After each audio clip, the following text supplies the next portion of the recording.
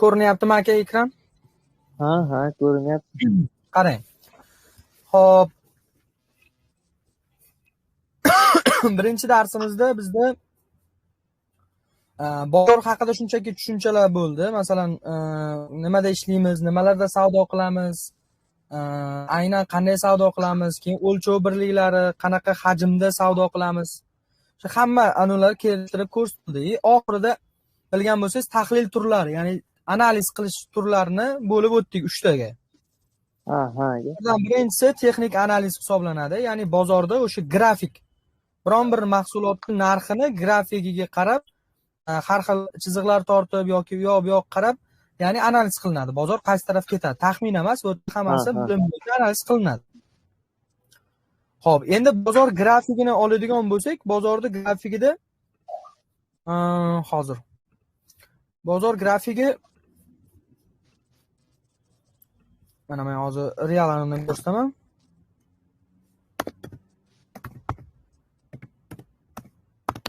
TradingView degan sayt bor. Bu saytda biz o'sha bozorda grafikini kuzatib borishimiz mumkin. Narxlarda qanaqa o'syapti yoki kamayapti. Bu yerdan produkt bo'limiga kiradigan bo'lsak va super chart bo'limini ochamiz. Mana hozir bu yerda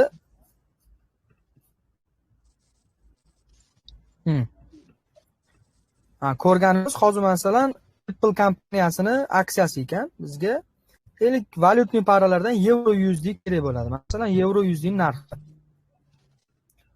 Qayerdan ko'rsatadi bu grafikda?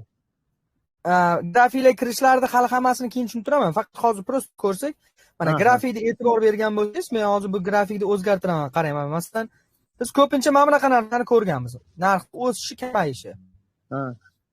Lekin biz aynan biz mana tradingda, forexda ishlatadigan grafikimiz esa mana bunaqangi shamchalardan iborat. Ya'ni tanasi va soyasi bor mana. Narx o'sgan kamaganini boyagi chiziqli grafik bilan deyarli bir xil ko'rsatyapti. Nimaga aynan bu grafik tanlangan? Chunki bunda bozor haqida ma'lumot ko'proq. Ya'ni harakat qaysi tarafgaligini ba'zi payt bizga signal tarzida aytib ko'rsatib ketadigan xususiyatga ega. Aynan shuning uchun mana shuni tanlaganmiz. Xo'p, endi texnik tahlilga kiradigan bo'lsak, birinchi bo'lib o'sha yapon shamlarini o'rganishimiz kerak ekan. Ya'ni mana bu yerdagi har bitta cho'pakchalik mana shu harakatlarimizni yapon shamlari deb atar ekan. Ana endi bu yapon shamlari o'zi bozorda o'sha narxni o'sishi yo kamayishini ko'rsatuvchi o'sha belgichalar. Bu yapon shamlariga chuqur kiradigan bo'lsak, mana bu yerda rasmda ko'rsatib qo'ygan. Yashil shamcha bu yuqoriga ko'tariluvchi shamcha. Qizil shamcha bu pastga tushuvchi shamcha. Rangni muhim joyi yo'q bu yerda. Rangni masalan men bemalol o'zgartirib olishim mumkin nastroykadan. Boshqa rangga o'tkazdirib, masalan, qorani tushuvchi, oqni o'suvchi yo oqni tushuvchi, qora, uni farqi yo'q. Lekin qaysidir rang baribir tepaga, qaysidir rang pastga qarab harakatlanadi. Endi o'sha shamni to'liq ko'rinishi, bunda tanasi bor va soyasi bor. Soyasi deganda mana bu izi. Kichkina. Bu yerda idealniy yapon shami ko'rsatilganda, bu yerda yozib ketilgan. Mana shu yapon shamchasining eng uchki qismi, eng tepa qismi bizda maksimum deb ataladi. Ya'ni maksimum joyi, eng maksimum joychasi. Xo'p, o'sha yapon shamining eng tagi qismi esa bu minimum joyi deb ataladi. Xo'p, mana bu o'rta qismi bu bizda tana. Tana qismi hisoblanadi. Qizil shamchada ham xuddi shunday, tepa qismi maksimum, pastki qismi minimum. Bitta narsada farq qiladi bular. Ochilish va yopilishda. Ya'ni ochilish yopilish degandan keyin bitta shamcha ochilib qanchadir harakat qilib, ikkinchi shamcha ochilib, uchinchi shamcha ochilib o'shanaqa ketadi-da, ketma-ketlikda. Demak, ochilish yopilish joylari qizil bilan yashilda farq qiladi. Qanday? Yashil shamcha masalan mana bu tag qismidan ochiladi. Ko'ryapsizmi?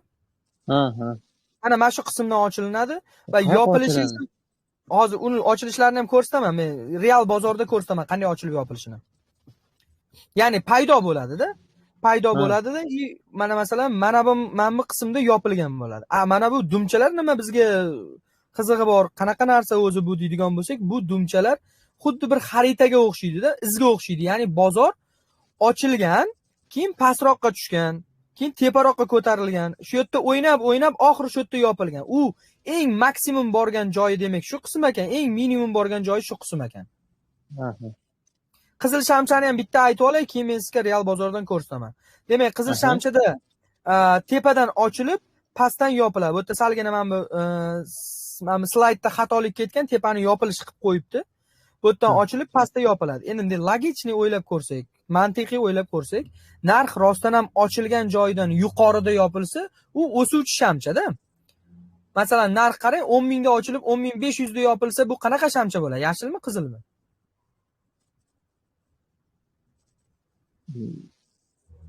Mana qarang. Ochilgan narxidan, ya'ni boshlangan joydan teparoqda yopilyapti. Demak, bu o'suvchi-da. Yuqoriga qarab ko'tarilgan bo'ladi. Ha. Agarda masalan tasavvur qiling, 9.000lik narxida yangi shamcha ochilib pastga qarab qulagan bo'lsa, demak u 8.000 qanchadirlarda yopilsa, demak bu tushuvchi shamcha bo'ladi. Xo'p, mana endi mana bozordan shamcha qanday ochilib yopilinadi ko'ramiz. Mana qarang, 1 daqiqalik vaqt mobaynida shamchalar ochilib yopilinadi. Mana hozir mana bu joyni ko'ryapsizmi? Ha, qizil. 0.55 sekund vaqti bor mana shu shamchani, mana yangi ochilgan shamcha. Mana. Ochildi. Qayerdan ochildi aka? Mana tag qismidan ochildi-da. Ha, tagidan ochildi. Ha, mana shu qismdan ochilib, endi pastga qarab qo'yapti. Hozir menga mana bu ro'yxatdan o'tib ol deyapti. Ya'ni saytni ro'yxatdan o'tib olishlik kerak. Bo'lmasam bizning ishimizni bu yerga tepadi. Yoki programmasiga kirib olamiz. Programmasi yaxshiroq. Hozir 1 daqiqa.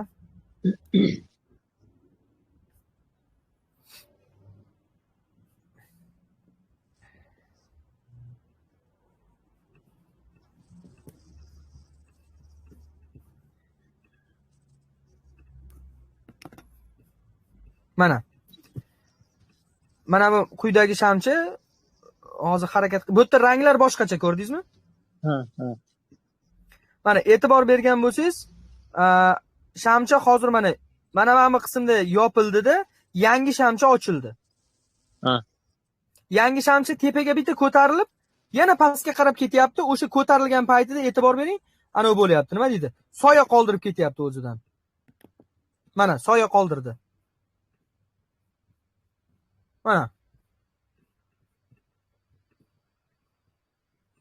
Mana pastga qarab ketyapti endi.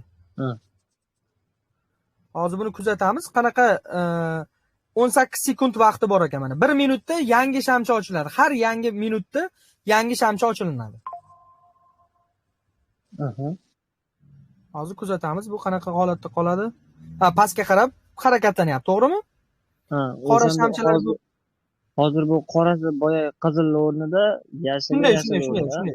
Mana hozir qarang, vaqti tugadi, yangi shamcha ochildi-da mana. Uni ham soyasi mana bu yerda shu yerdan bitta ko'tarilib tushdi. Mana endi bu o'suvchi shamcha bo'lib qoldi. Ya'ni yuqoriga ko'tarilyapti.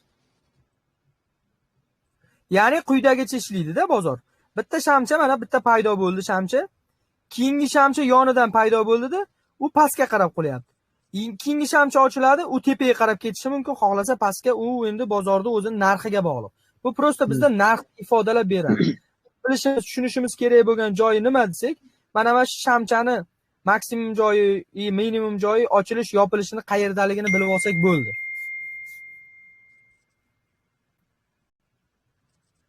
Tushundingiz aka? Ha. Endi bu ochilish, yopilishi har doim 1 minutmi desangiz, bu yerda vaqtlar bor. Biz tanlashligimiz mumkin. 1 minutlik vaqt tanlasak bo'ladi. 5 minutlik vaqt tanlasak bo'ladi. 30 minutlik, 1 soatlik, 4 soatlik. Bu nima degansak, o'sha vaqtlarni tanlasak, bozorda grafiki o'zgaradi. Mana e'tibor bering. 1 daqiqalik anavda grafik. Endi men 5 minutlikka o'tkazadigan bo'lsam, boshqacha grafik paydo bo'ldi. Ko'rdingizmi? Lekin bitta narsani narxi bu. Ya'ni 5 minutlik shamchada bir dona shamcha paydo bo'lishligi uchun necha minut ketadi aka? 5 minut ketadi. 5 minut. Ha, 5 minut ichida 1 minutlik shamchadan u 5 ta shakllanib oladi. Lekin biz 5 minutlik time frame ga o'tkazganmiz, shuning uchun bitta shamcha paydo bo'ladi. Endi masalan 1 soatlik time frame tanlayman desa, mana tepa qismida time framelar bor. Hali bu saytni polni o'rgataman, noldan cho'tki qilib. 1 soatlikka olsam vashi boshqa grafik bo'ldi. Bu kattalashib ketdi endi, ko'rdingizmi? Ha. Bu degani mana shu vaqtlarni men o'zgartirgan sarim bozorda o'sha kengayadi, ya'ni bozor kattalashadi. Chunki 1 soatda boshqacharoq ana bo'ladi, nima deydi, harakat ko'rinishi bo'ladi. Xuddi mana bunday degan gapda, mana xuddi bunday degan. 1 minutda biz bozorda zarralarigacha ko'ramiz, ichigacha kirib ketamiz. 1 soatlikda ko'rsak, u bitta nuqtachadek bo'lib ko'rinadi. Ya'ni yaqinlashtirish, uzoqlashtirish degandek gap. Demak, shamlarni tushunib oldik, ochilish yopilishini. Masalan, yashil shamcha yopilgandan keyin qayerdan yangi shamcha ochiladi, aka? Yopilgan joyidan ochiladi. Yopilgan joy tepa qismida yashil shamchani. Demak, keyingi ochilish ham shu yerdan bo'ladi. U rangi keyingisini harakatini bilmaymiz biz. Tepaga ketam, pastga ketam farqi yo'q. Qayerdan keyingisi ochilishini bilsak bo'ldi. Masalan, mana qizil shamchani yopilishi pastda bo'ladi. Demak, keyingi shamcha qayerdan ochiladi? Qizilligi pastdan. Pastdan ochiladi, ya'ni nariga shamcha. Xo'p, endi mana shu shamlarni qanday ochilib yopilishini tushundik. Bozorda bu narxini ko'rsatar ekan. Endi bizda mana bunaqa slaydimizda har xil shamchalarning rasmlari bor. Bular nimaga kerak desak, bular bizga bozorda bozor harakatini signalini beradi. Ya'ni oddiy shamcha ko'rsatdim sizga. Birinchisi mana bu juda oddiy shamcha. Bitta nima deydi? Odatdagi shamcha. Endi bozorda noodatiy shamlar borki, ular bizga signal beradi. Bozor qaysi tarafga ketishligini. Oldindan. Oldindan, to'ppa-to'g'ri. Mana masalan, birinchisini nomini yozib qo'yibdi aka, Doji deb yozib qo'yibdi. D-O-J-I, Doji. Va u shamchaga e'tibor beradigan bo'lsak, uni tana qismi juda qisqa va soya qismi uzun bo'ladi. Ko'z oldingizga keltira olasiz, tana qismi juda kichkina, soya qismi uzunroq bo'ladi. Bu Doji shamchasini bizga beradigan masalan signali qanaqa bo'ladi desak, mana bozorda yuqori qismida, ya'ni yuqori qismida paydo bo'ladigan bo'lsa, ya'ni o'sib ketayotgan bozorda, narx o'sib ketayotgan bozorda yuqori qismida paydo bo'lsa, bozorda pastga burilishi, ya'ni razvorot qilishini signalini beradi. Bu endi 100% mana shu bitta mana shunaqa paydo bo'lib qolsa bo'ldi, bozor pastga qarab ketar ekan deb umuman chalg'imaymiz. Bular shunchaki bitta sabab.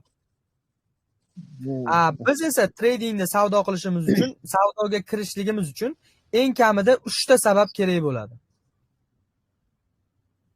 Qanaqa sabablar? Sabab ya'ni analiz paytida tasdiq bo'lish kerak. Nimadirda sotib olishlik uchun uni baribir o'sha tepaga ketishligini biz bilishimiz kerak-da. Bilishimiz uchun har xil analizlar qilamiz-ku. O'sha yerda 3 tadan kam bo'lmasligi kerak demoqchiman. Mana masalan bu bitta turdagi analizimiz hozircha. Masalan, doji hosil bo'lsa nima bo'lar ekan aka? Razvorot bo'lar ekan bozorda. Razvorot.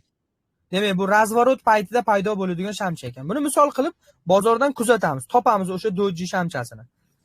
Aynan mana masalan, mana bu holatlarda o'sha shamchani kuzatishingiz mumkin. Mana e'tibor bering, mana bu shamcha. Ko'rdim. Soyasi uzun va tanasi kalta mana. Bu yerda rostdan ishlab beryapti. Mana tasavvur qiling, pastga qarab tushib kelayotdi. Doji hosil bo'lgandan keyin tepaga qarab ketdi.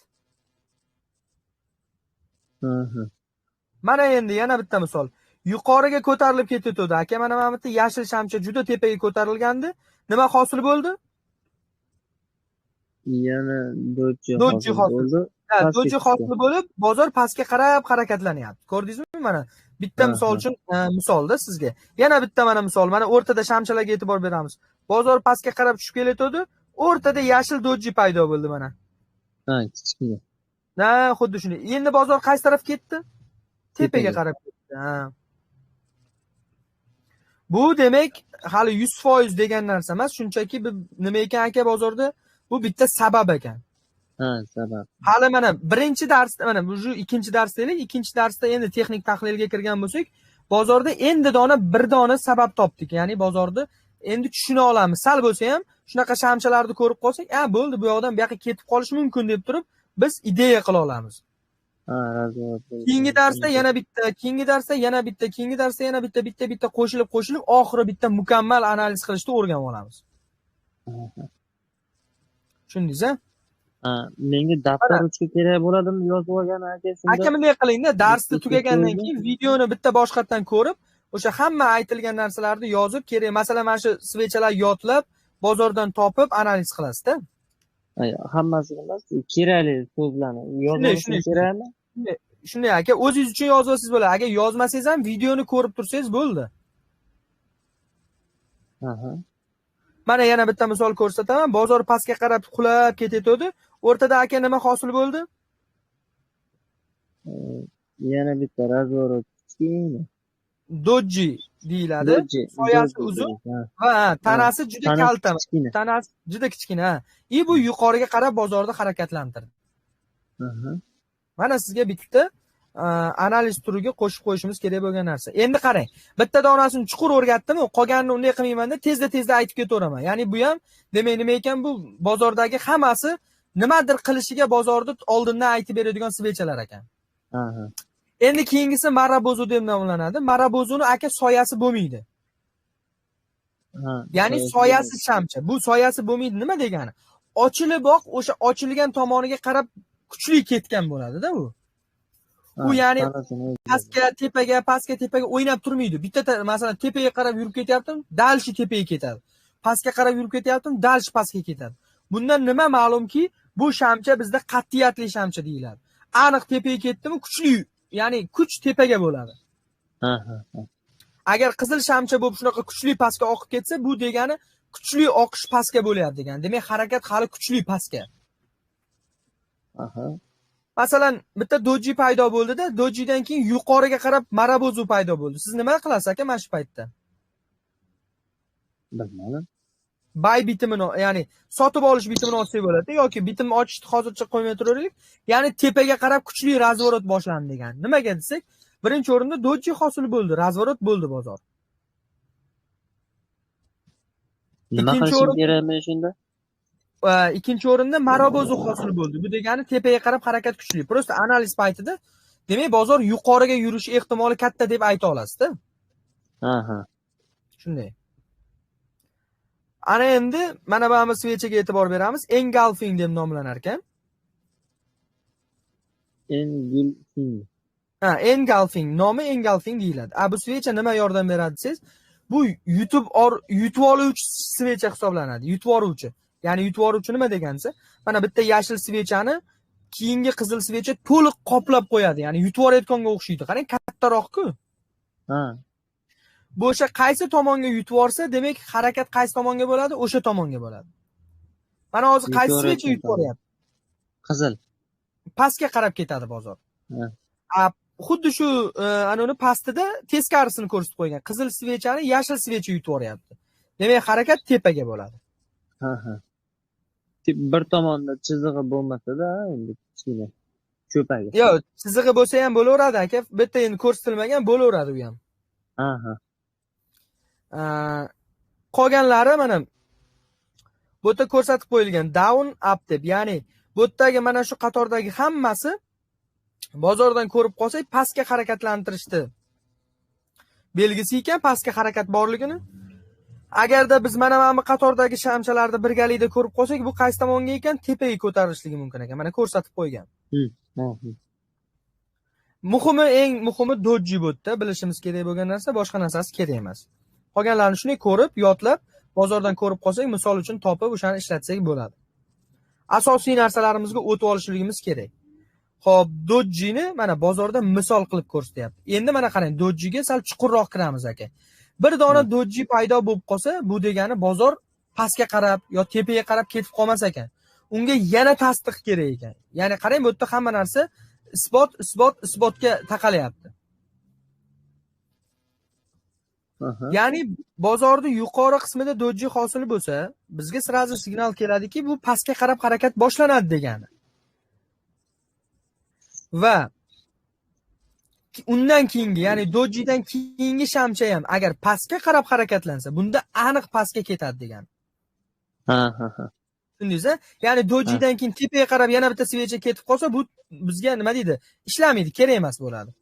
Agar uni tasdig'i bu bo'ladi. Endi mana masalan, bu yoqda pastga tushib keluvchi bozorda doji hosil bo'lsa, biz tepaga ketishini taxmin qilib turamiz. Undan keyingi svecha ham yana tepaga qarab yashil bo'ladigan bo'lsa, o'zi fikrimiz aniq. Tepaga ketishi ehtimoli juda katta bo'ladi. Ha, katta. Lekin 100% aniq emas, ha? Yo'q, bozorda hech narsa 100% emas aka. Hamma narsaga riskka amal qilib shoshmasdan ishlansa, xato qilinmaydi, bo'ldi. Undan bo'lmaydi. Ha, riski nimasi endi? U keyingi darslarimizda bor, ya'ni balansingizga pul solganingizdan keyin o'sha pulni yo'qotib qo'ymasdan turib savdo qilish. Ya'ni hammasi hisob-kitob bilan qilinadi. Minus qilsangiz ham hisob-kitob bilan, plyus qilsangiz ham hisob-kitob bilan. Ha, u bilib turib qilinadimi bozori yo tavakkal qilib qilinadimi? Yo'q, tavakkal qilinmaydi, bilib turib, bilimga asoslanib. Endi bilimga asoslanib ham savdoga kirganimizda xato qilib qo'yishimiz mumkin-ku. Ha, ha. Masalan, minus bo'lib qolsa ham, minus bu balansimizni yo'qotdik degani emas-da. Masalan, $500 pul solsak, $500 bo'ldi, ketdi degani emas. Bo'lsa, $30 minus bo'ladi, $80 plyus qilishimiz kerak. O'sha o'zini formulalari bor. O'shanda har doim o'shanga amal qilinsa, odam doim plyusda bo'ladi. Ha, tushundim. Ha, ha. Endi mana bu yerda Marabozuga misollar ko'rsatgan mana. Soyasi deyarli yo'q bo'lgan svechalar e'tibor bersangiz, qat'iy o'sha tomonga ketgan mana. Yashil svechalar, to'liq svechalar yuqoriga qarab ketyapti. Agar pastga qarab to'liq svecha tushib qolsa, pastga qarab oqyapti bozor. Ha, ha. Ya'ni Marabozu degani o'sha oqim degani, napor degani-da. Ha.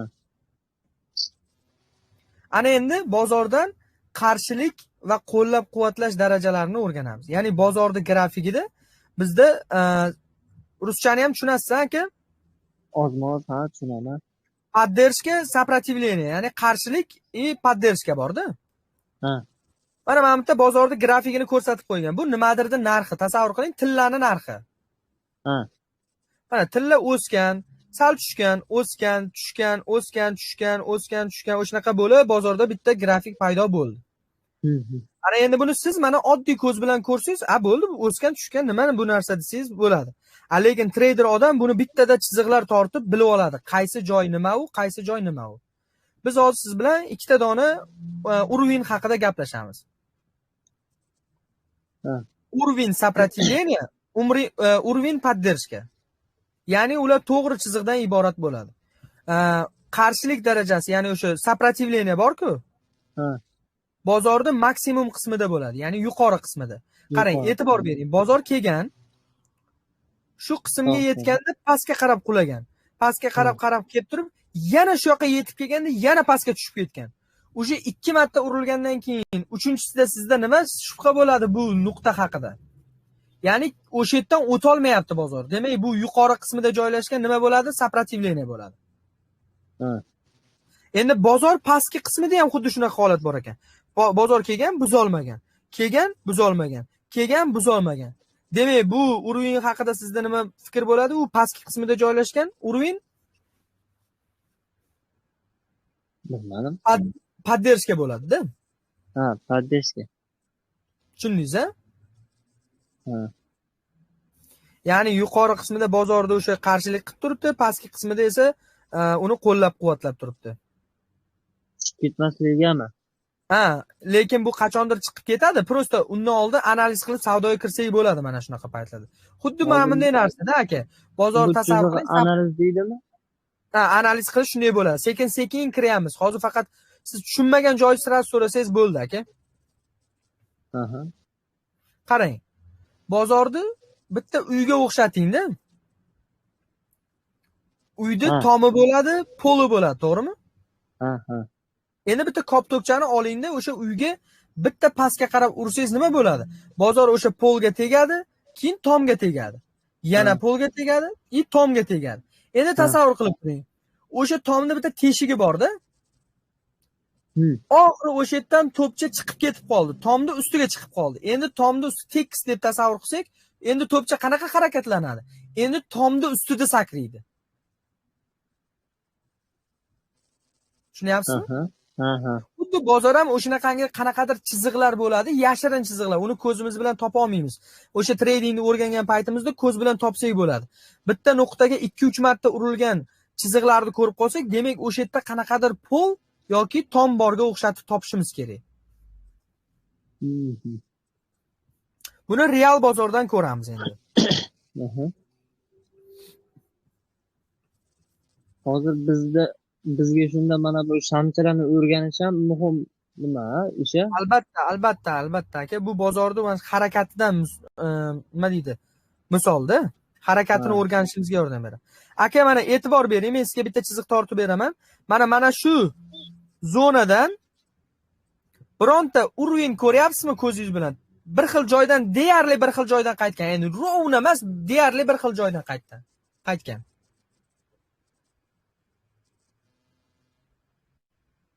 Bilmadim aka, tushunmadim. Mana aka, yuqori qismiga e'tibor berdingizmi hech bozorni? Mana shu chiziqni tortaman, e'tibor bering. Bozor deyarli bir xil joydan qaytgan. Mana Ha. Ha. turgan, urilgan, yana tushgan. Urilgan, yana tushgan. Urilgan, yana tushgan. Urilgan, yana tushgan. Bu urovень qanaqa urovень bo'ladi aka? Tepa qismida joylashgan. Boya nimadir dedingiz, shunaqa urdi. Сопротивление aka. Ha, сопротивление. Agar pastki qismida bo'lib qolsa-chi? Pastki qismida bo'lsa, поддержка dedik-ku. To'ppa-to'g'ri aka, поддержка. Mana e'tibor bering. Yana bitta joy chizib beraman. Mana shu chiziqning orasi, boshqa joyga qaramang. Mana shu yerda уровень сопротивления yoki уровень поддержка bormi? Urovень поддержка bor. Qayerda aka? Pastida bitta, ikkita. To'ppa-to'g'ri aka, mana qarang, pastki qismini уже topdingiz. Mana bir xil joydan qaytgan bozor. Ha. Mana yuqori qismida ham deyarli bor, tepada ham mana 1 marta, 2 marta, 3 marta qaytgan. Ha, cho'paga ham hisob mana kichkinasi. Ha, kiradi aka. Cho'pan masalan o'sha soyasida bozorda, o'sha joyga chiqib tushgan. Ha. Mana endi qarang aka. Men sizga boya aytdimki, to'pchani o'sha pol bilan tomni orasida o'ynashib, urilib, oxiri tomni teshigidan chiqib ketgandan keyin tomni ustiga chiqib sakraydi dedim, ha? Ha. Mana endi e'tibor bering. Mana bu qism aka nima edi? Уровень сопротивлениямidi? Ha. Bozor 1 marta keldi, buzolmadi. 2 marta keldi, buzolmadi. 3 marta keldi, buzolmadi. 4-chisida buzib o'tdimi? Ha. Endi qarang bozor nima qildi. 4-chisida buzib o'tib, yana qaytib, shuni ustiga tegib, keyin ko'tarildi. Ha. Ko'rdingizmi mana? O'sha narsa, ya'ni hali to'liq kirishamiz, bularga faqat hozir yana yuzaki ko'rib ketaveramiz. O'sha уровень поддержкani ishlashi, ya'ni pastki qismiga kelganda buy savdosini ochamiz, tepa qismiga chiqqanda sell savdosini ochamiz. Hozir qanday ochamiz, sell nima, buy nima, hozir umuman kerak emas. Shunchaki bozorda уровень поддержка, уровень сопротивленияni bilib tursak bo'ldi. Keyingi darsimiz to'liq o'sha savdoga qaratamiz. Ha, xo'p. Mana bu yoqda misollar ko'rsatilgan aka. Tepa qismi mana 1 marta urilgan, 2 marta urilgan, 3 marta urilgan. Uje bu yerda urilishi buzib o'tib ustiga tegib keyin ketgan. Bu yoqda mana 1 marta urilgan, 2 marta urilgan, oxiri buzib o'tib tepa qismidan ustiga sakragan mana. Tepada paydo bo'lgan, pastda paydo bo'lgan har xil joylarda ko'rsatyapti. Endi aka уровеньni o'rganib oldik. Уровень qanaqa chizilar ekan? Tekis chiziqdan iborat ekan, ha? Ha, tekis chiziqdan. Tekis chiziqdan. Lekin endi keyingi o'rganishimiz kerak bo'lgan narsa bu trend chiziqlari. Ya'ni trend chiziqlari aka qiyshiq chiziladi, ya'ni gradus ostida chiziladi. Mana bu yerda misol qilib ko'rsatilgan. Bozor e'tibor bering. Mana shu chiziqni tortgandan keyin rostdan shunga tegib ko'tarilganmi? Ha. Mana qarang, bunga tekkan, ko'tarilgan. Demak, qiyshiq chiziq orqali tortsak bironta chiziq, buni nomini trend liniyasi deb nomlaymiz. Mana shu trend liniyasiga yetib kelganda savdoga kiramiz. Qanaqa savdo hozircha shart emas. Ha. Bu yerda yana bitta misol. Endi mana qarang, bu pastki qismidan chizilishi edi bozorning. Ya'ni pastki qismlari bir xil joydan qaytyapti. Keyingi slaydimizda tepa qismlari bir xil joydan qaytyapti. Rostdan qarang, qiziq narsa, tepasidan bir xil joydan qaytyapti. Ha. Bunisini ham nomi trend chizig'i deyiladi, tepadan chizilgani. Ha, bir xil aka. Aha. Qarang. Trend chizig'i, уровень chizishimiz uchun eng kamida nechta nuqta kerak bo'ladi? O'zingizning taxminingiz. 3 ta. 3 ta. U ham to'g'ri, lekin 2 ta nuqta yetarli. Uchinchisi uje biz uchun bu analiz bo'ladi. Uchinchisi ham keladi chetga deyishimiz.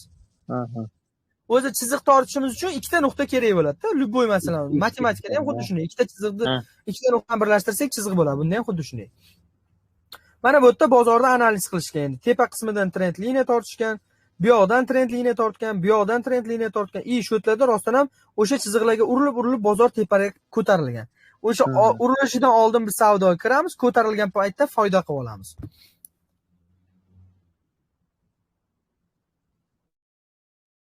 Aha.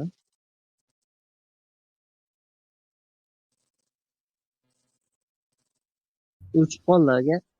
Bo'ldi aka, hozir. Ming bor uzr, anani bosib yuboribman telefonimni. Mikrofonimda.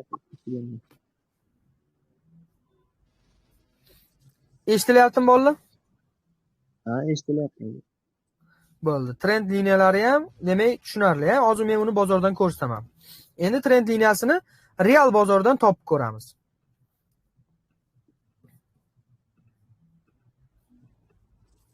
Bozorga e'tibor bering aka. Mana bu ko'tarilishga e'tibor beramiz. Mana bu ko'tarilishga.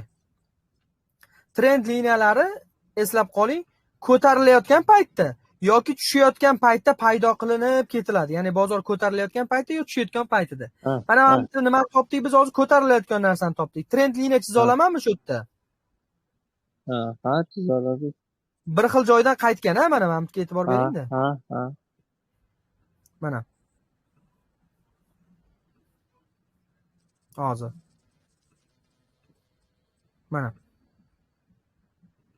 E'tibor bering mana. Bu yerda svechalar bitta urilgan, 2 marta urilgan, 3 marta urilgan, 4 marta urilgan, oxiri 5-chisida buzib o'tgan. Ha.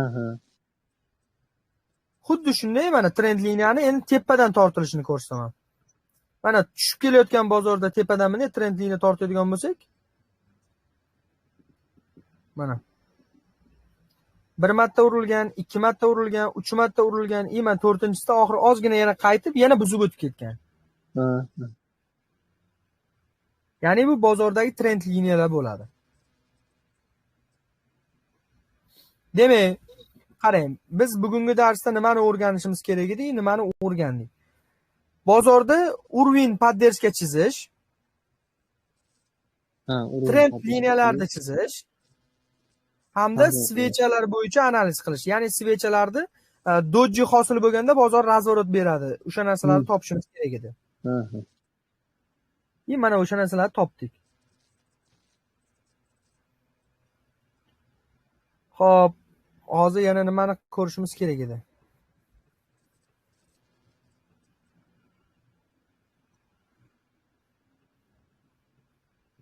Agarda mana bozorda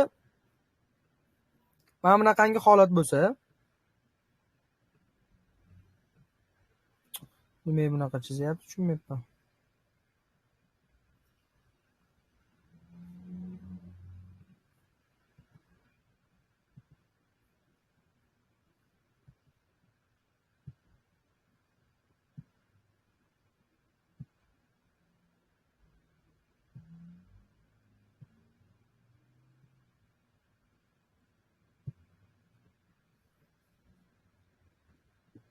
Masalan, bozorni taxmin qilaylik, mana shu grafik aka. Mana shu holatda bozorda nima topsam bo'ladi bu yerdan aka? Nimani ko'ryapti ko'zingiz masalan? Bu tarafda tepaga ko'tarilgan chiziq. Trend liniya tortsam bo'ladimi? Ha, trend liniya. Pastdan ham tepadan ham. Masalan, bu yerdan bu yergacha tortsam trend liniya bo'ladi mana. Hozir mana bu darsimizning uyga vazifasi quyidagicha bo'ladi. Hamma saytga kiradi. Men saytni yozaman. Mana Trading View sayti. Mana sayt nomi. Bu videoda saqlanib bo'lib qoladi. Trading View saytiga kiramiz.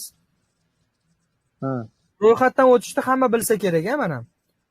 Ro'yxatdan o'tib, mana tekin bu sayt, ro'yxatdan o'tib olamiz. Ro'yxatdan o'tganimizdan keyin produkt bo'limidan super chartga o'tamiz va bizda mana bunaqa grafik ochilinadi, mana. Endi mana bu yuqori qismida poisk turibdi, ko'ryapsizmi? Mana shu qismdan biz euro USD. Bu yerdan biz poisk berib, bironta valyutni para yoki tillani topib olishimiz kerak. Masalan, tilla nima deb nomlanadi aka Forexda? Birinchi videoni ko'rgan bo'lsangiz ayta olasiz. Esimdan chiqib qoldi. Gold deb tag yozib qo'ydik. How USD aka qarang, esingizdan chiqmasin. Hamma darslarda yana yodlab chiqing. How USD deb yozaman, mana How USD ni tanlab kiraman. Uyga vazifa quyidagicha: How USD ni kirib parasiga kirganimizdan keyin tillaga kiradi hamma How USD ga. Undan keyin qarang, poyezd yonida mana yerda 1m deb turibdi mana. Bu 1 minut time frame edi. Esingizda bo'lsa, o'sha shamlarni ochilib yopilish vaqti. Vaqti. Buni 1 soatlikka o'tkazdirib olamiz, mana 1 soatlikka. Grafikni to'g'rilab olamiz. Mana mishkani olib kelib, mana buni qimillatsangiz, mana bunday qimillab to'g'rilanadi. Yoki mishkani mana bunday rolikchasini aylantirsangiz, bozor yig'ilib bunday ochilinadi. Menda mishka yo'q, kompyuter yo'q menda. Telefonda ham programmasi bor aka, sizga tashlab beraman. Unda bo'ladi, kompyuter yo'q. Xuddi shu programma aka, xuddi shu programma. Chekada trend chiziqlari bor, o'sha chiziqchalardan birontasini olib, ya'ni mana shu trading saytini ham o'rganib chiqamiz, polniy. Bu vazifa uyga faqat o'rganib chiqish. O'zingizlar ishlatib ko'rasizlar, keyingi safar tushunmagan joylarni o'zim tushuntirib beraman. Trend liniyalar tortib, o'sha trend liniyalarni skrinshot qilib gruppaga tashlaymiz. Men buni telefonda qanday qilishlik kerakligini kompyuter yo'qlarga tushuntirib, o'sha videosini tashlab beraman. Xo'p. Ya'ni aynan telefonda qanday ishlatishimiz kerak, video rolik olamanda bitta. O'shani uyga vazifani qanday qilishligimiz kerakligini olib tashlab yuboraman. Sizlarga vazifa urovень topish, o'sha bozorda сопротивление, поддержка уровеньlarini topish, trend liniyalarni topish, undan tashqari doji ham o'sha boya ko'rsatgan hamma svechalarim bor-ku, o'shalarga bitta ikkita misol topish. Ya'ni misol uchun mana qanday uyga vazifa qilasiz? Mana bunday topasiz, bozorda qaraysiz, bu yog'ini qaraysiz, narxda o'sganlarni. Mana aka misol uchun deysiz, mana bunday belgilaysizda, mana bu qismda doji bo'lgan. Mana bozor tepaga ketdi deb mana shuni skrinshot qilib olib tashlaysiz. Nimaga tepaga ketgan desam, bu yerda doji bo'lganda, doji bo'lgani bu degani bozor pastga qarab ketayotgan bo'lsa, tepaga burilib ketadi. Tepaga qarab ketayotgan bo'lsa, pastga burilib turib yuboradigan svecha deb aytishinglar kerak. Tushunarli bo'ldi, ha? Tushunarli bo'lgan bo'lsa, hozir videoni anonsini tashlayman, uje saqlanishni bosaman. Hozir qanchadan beri uje dars? 40 minut bo'lib qolibdi. O'zi onlayn darsda masalan 1 soat, 2 soat dars qilsak, bu nabortiga miyaga kirmay qoladi. Undan ko'ra mana shunaqa 40 minut, 1 soat qilib, darslar sonini ko'paytirsak, menimcha hammaga tushunarli bo'ladi. Videoni tashlayman, uyga vazifani ham bugun kechgacha tashlab qo'yaman, ko'rib, boshqatdan o'rganib, YouTubedan ham o'zingizlar qidirib topib, aniq qilinglar. Ya'ni iznalinglar o'zingizlar ustingizlar. Xo'p aka.